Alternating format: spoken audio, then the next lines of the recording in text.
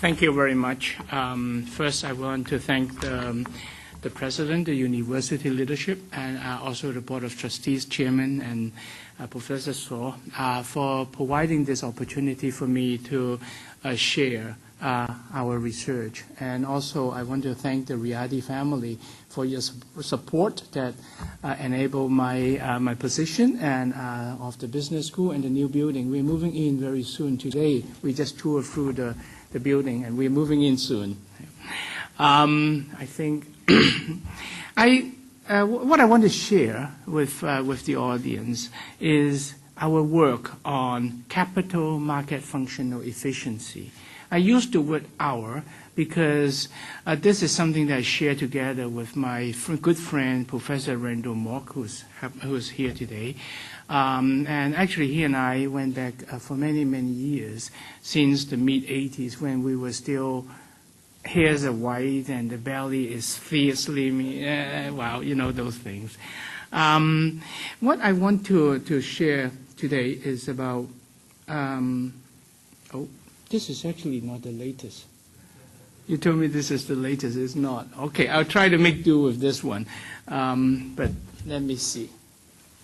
It's too late to change. I actually changed the PowerPoint this afternoon, and I was told that this is the latest. Actually, it's not the latest.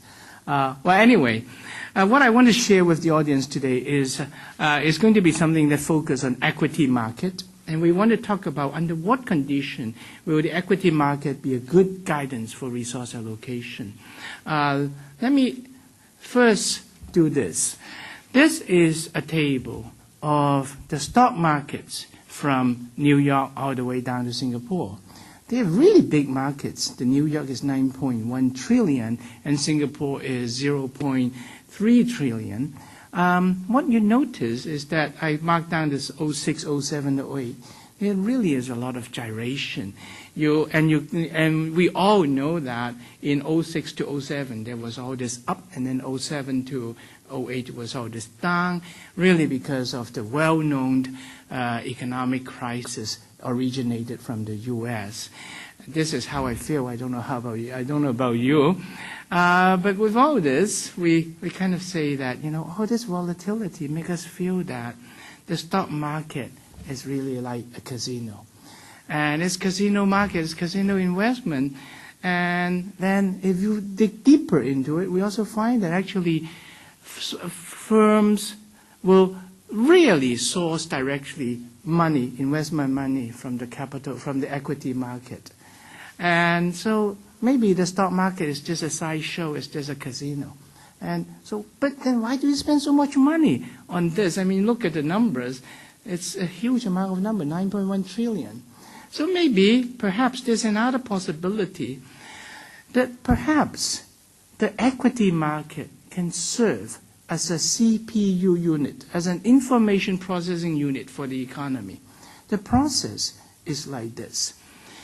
Investors will look around, look into firms, and they do valuation, and they gave them our job in the business school. We teach them how to do capital budgeting, how to value corporations. They do the valuation. Then they start to identify corporations that are undervalued, buy them, and identify corporations that are overvalued in the stock market and sell them. That's the well-known buy low, sell high strategy. This is actually an interesting thing. By doing so, they impound their judgment, the latest judgment on firms based on their reading of firm value. So stock prices will actually reflect firm value. And if that is the case, the stock prices, here's where the slide is missing. I used the word reliable KPI, a word that Singaporeans know. The stock market can become reliable key performance indicators, and as such, then maybe they can guide resource allocation. High-performing firms will get money, not necessarily from the stock market, but from the bond buyers, from the banks, and so on and so forth. And then the underperforming firms, maybe they will change their strategy, or maybe they will improve their management and things of that sort. So from this perspective, we can think of that the stock market may not be a sideshow, may not be a casino. It could serve as a good guide for resource allocation. the question that Randall and I work on is like, under what condition will the market be the CPU unit, the process information and guide resource allocation, instead of being casino chips? Well, if the market process firm-level information, we know that the fortunes of firms will not move all together on every day. Some will have better economic opportunities, some will lose their economic opportunities. So on any given day, if we really find out what happens to firms' fortune, some will go up, some will go down. For those that go up in the market, the stock price go up, we call them advance. For those go down, we call them decline. And on any day when you think about the advance and decline, you would think of it as like, look at all the stocks in the U.S., it would be like a 50-50 split. Okay? So what we do is that we look at 1995, we look at each week, we capture how many goes up, how many goes down. Then we form this index, which is the number of stocks go up divided by those that change. And so this is, each week is a number. So in week 1, we have 49% and so. And we plot all 52 weeks. And indeed, it's like 50-50. Not too bad. Well, then Randall called me up. I was kind of in midnight, and he called me up from Shanghai. This is Shanghai. For the Chinese among us, for those who understand Chinese, this looks like a mouth, and beware. Whenever you see something of a mouth, it upsuckers. Be careful about this. And then he called me and said, look, Bernard, there's something funny. He looked at all the stock prices in China. In Shanghai Stock Exchange, they all go up on the same day, and they all go down on another day. The chairman is laughing. He's familiar with this. They are like well conducted. And so Randall called me and I say, this ring a bell, because when I visited Shanghai, I saw how bad the capital market was, and company is going bankrupt, but the government will pump money into them and so on. I say, maybe. We chat, and I did not know whether I went to bed that night or not, but we come up with something. Then I flew to Alberta and we work on this project. And, okay, so this capture what we see. This, we have the U.S., you have already saw. This is China. And in order to be complete, we capture things like Poland, Malaysia. And we find out that for these economies, now they are poorer economies with no poor capital market. You find out that the stocks in each market all go down one day and then all go up on another week. It's just like this, ups and downs, ups and downs, ups and downs. It's very different than the U.S. It's really quite fascinating. And then, actually, many years later, someone sent us a file and said, you know what, the Americans are like what you talk about in the emerging market. This is a graph you saw in 1995. I already did it. This, is for 2008. In that year, the American stocks behave like the emerging economies, ups and downs, all in sync. On any given week, like in this sometime around no, that's not fair. This is October. Like in February, they all went down 20%. Then on the next day, they all went up. It's really quite fascinating. So more so, we start to look. We find out that the U.S. economy's stock returns behave like the emerging economies at the turn of the century, when it's known that they have bad capital market. This, we have to change the strategy. So instead of the up divided by total that move, we look at the maximum of up and down divided by total that move. If the split of advance and decline is 70-30, then the index will be 0.7. If the split is like 20 and 80, then the index will be 80. This is a way to capture quantitatively how things are moving together. And then we can plot them. And we plot this from 1926 all the way to 1994. And you observe that around those years, the earlier years, the U.S. is just like an emerging market. And the stocks are all moving up together and all moving down together. It's really quite fascinating. Well, what we did is that we say, let's be a bit more scientific, at least try to pretend to be scientific. And so we jot down all the countries that we can find and look at the data.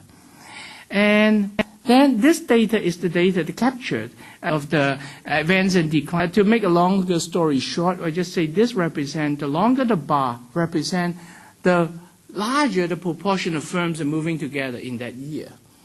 And this is really interesting. The top guns, Poland, China, these are economies that are emerging with poor capital market. The stocks all move within the country. This is US and Canada. It's much less. Then let me go on. There's another way to talk about the stocks are moving together. We asked the question, to what extent then the market return explains stock return? For those who are in finance, you know that this is what we call the market model or the CAPM model and so on and so forth. And so this represents, the longer the bar represents, the longer that the market return can explain individual stock return. And actually the finance people, those in risk management, love this model. They think it's wonderful. They think they can explain how stock moves and can use that to talk about diversification and a whole bunch of things. But very interestingly, look, this is Poland and China. They win handily. The market model works the best in the worst economy, but in the US, works the worst. Okay? Our interpretation is that maybe, this is telling another thing, that somehow in the very poor economy, the returns are moving together, whatever the market return means. They're just moving together. So all in all, what we discover is a pattern like this. We find that poor economy with lousy equity markets have stock returns that are moving together, move in sync, like they are controlled by some conductors. That's the story. Well, then what we do is to try to find out, would there be some natural explanations? There are. If you have smaller number of stocks, if the economy is less diversified, I can go on and say that, well, you expect the stocks to move together. But we put in all these things, and we find out that no, they cannot explain away the relationship that poorer, lousier economies have stock returns moving together. I'll show you this just to show that we actually try the data work. We are not lying, okay? Then we say, well, we really need to think harder. Why would stock returns, not be in sync? Remember what I said about the functional efficiency. If there's a process, buy low and sell high. Why would stock prices move differently? Because investors dig up the information to conduct buy low, sell high. And then the share price will be driven by firm-specific information. And stock returns should not move together because you don't expect that the economic fortunes are all the same. One day, one company's gain is another company's loss, and so on and so forth. So you don't expect them to move together because individuals look at firms and arbitrage so that the firm's fortune is reflected in the stock price. And the change of stock price, which we call return, and the change in stock price should not be the same for all firms in the same economy. There should be a lot of idiosyncrasies. Well, but we asked the question, would the buy low, sell high strategy always pay? Sometimes you work very hard, but you don't get anything. You work hard to dig up the information, but what if you're in an economy that maybe the government does not respect property right? You work hard and identify a company that's going to make good fortune, but somehow someone else, maybe the president's brother-in-law, will take up the whole company, and you don't get anything back, Or you are like in a company, you work hard, you find a company that has really good results, and you think it's underpriced, so you buy the company. But later on, when the good result delivers, the insiders take away all the cash. So these things will make the buy low, sell high strategy unappealing. You work hard and you get nothing. So in economies where poor government prevails and where the insider stealing prevails, the intelligent investors will stay away. They would not. So who play in the game in the capital market? Those people who really pull up a stove, sit in front of the screen, and trade based on their sentiment on that day. So what we think is that actually The co-movement is because the investment is not done by intelligent investors. They stay away because they know that they cannot get the goodies. And they were done by the very, very lousy, uninformed traders. And here is where I wish that I had the new slide, because here I would show you a picture of the red guards and show you how the sentiments will play out. But anyway, so what we do is that we actually we come up with variables that capture good government. It's easy, whether they are corrupted and whatnot. And then we find variables that capture whether the investors' rights are protected. Okay, that will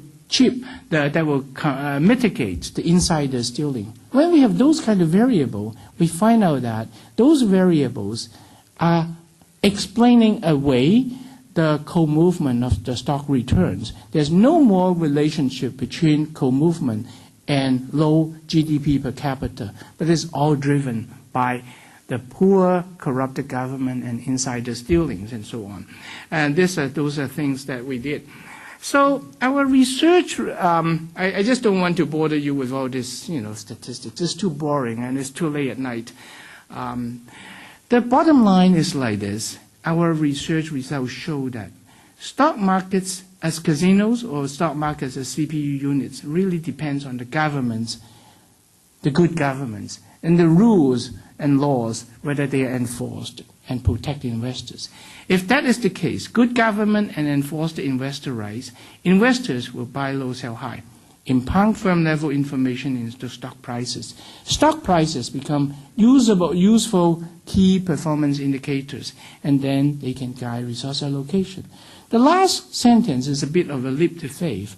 Actually, behind this is what kept us busy in the past 10 years. We worked very hard to show various things that says that really inform the stock prices in the stock market matters.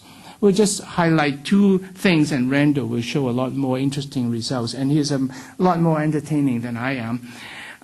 We find out that when you have good, reliable stock prices as performance indicators, it introduces a kind of trust between the investors and the users of money, the managers. It introduced good corporate governance, and then the companies invest better. And second, because of the trust, and the companies actually are now more able to raise money to finance the projects that they want to finance. I can go on, but let me just show you the succinct observation. The horizontal bar here represents the extent to which stock prices do not move together. The further out, meaning the lower the information content. The vertical axis represents growth. There's a very, very distinct relationship. The growth will be higher the more stock prices do not move together, meaning that the more informative stock prices are. And I can get the same thing looking at total factor productivities. Let me just conclude. Something is very important. What we work on is actually what Randall's teacher, Professor James Tobin, a Nobel Prize winner, taught him and taught us all in an article that was in 19, Randall, was it 82 or 78? James Tobin's 82. And he said that, all the things about market efficiency that we talk about, in Chicago, they're wrong. What we should think about is the functional efficiency of the stock market. Whether the stock market, has the right information, and is that information reflected in the stock prices and can guide development. Functional efficiency, we show, can really do that. And it's a result of good institutions. And this is very important because our economy is always in a state of flux. We want the good investors, the intelligent investors, to serve as the scout and guide resource allocation. So this is actually a very important concept. And it is different than the kind of market efficiency that you see a lot in the quote-unquote the Gene Farmer School. Thank you.